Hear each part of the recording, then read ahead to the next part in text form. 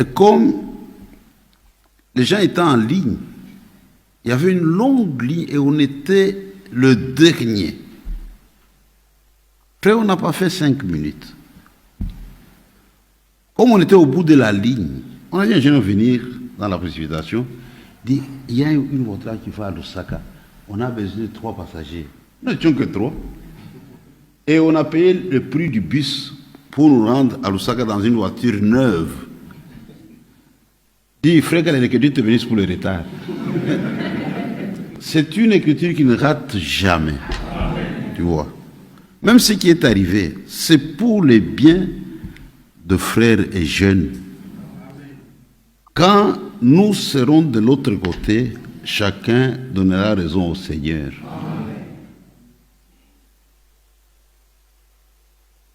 Et si nous le savons, quand cela arrive, on doit avoir un comportement conséquent et responsable.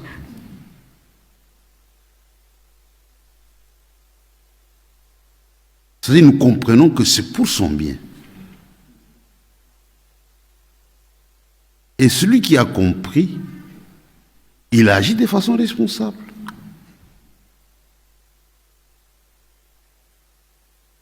Mais beaucoup sont dans l'ignorance parce qu'ils n'ont pas reçu la lumière que nous, on a reçue.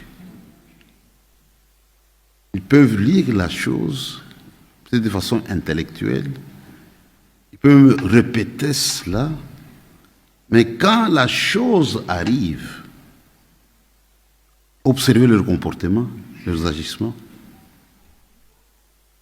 Il est vrai que toute séparation cause de douleur, c'est tout à fait normal. Hein? On ne peut pas être insensible, il pleurer avec ceux qui pleurent. D'un côté, nous pleurons, mais de l'autre, nous avons une espérance. Paul l'a bien exprimé. Ne vous approchez pas comme les autres qui n'ont pas d'espérance. Vous voyez, il y a un exemple que mon frère m'a toujours donné. Ouais, nous vivons en Afrique avec des conditions un peu difficiles par rapport à ceux qui sont en Europe ou aux États-Unis. Maintenant, votre fils obtient une bourse pour l'Amérique. Il doit aller étudier à New York ou à Washington. Vous êtes dans la joie parce qu'il va en Amérique. Mais le jour de séparation, vous l'amenez à l'aéroport, il doit prendre son avion, vous allez verser des larmes, mais ce sont des bonnes larmes.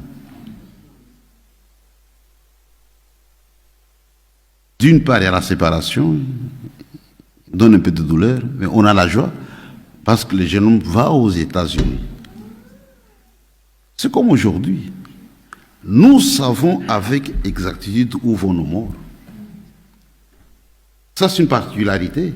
Aujourd'hui, nous savons avec exact où vont nos morts. Nous savons où se trouve un jeune. Il est au paradis attendant le retour du Seigneur. Si on pouvait lui demander de revenir, il dit, Eugène, regarde ta femme, tes enfants, tes frères, l'église, tout ça. Voudrais-tu rentrer? Il refuserait. Il dit non, non, non, non. Vous avez l'exemple de la femme de Frère Branham, la première femme. Elle était partie.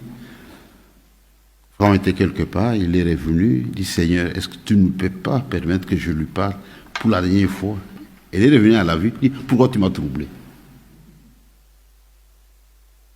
Ne te fais pas de soucis à mon sujet. On est bien de l'autre côté. Un jeune est passé de la foi à la vue. Maintenant, il vit la réalité des choses. Oui.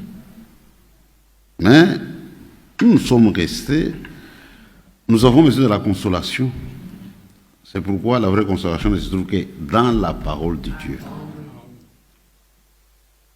Toute chose concourt au bien de ceux qui aiment Dieu. Toutes choses travaillent ensemble pour le bien de ceux qui aiment Dieu.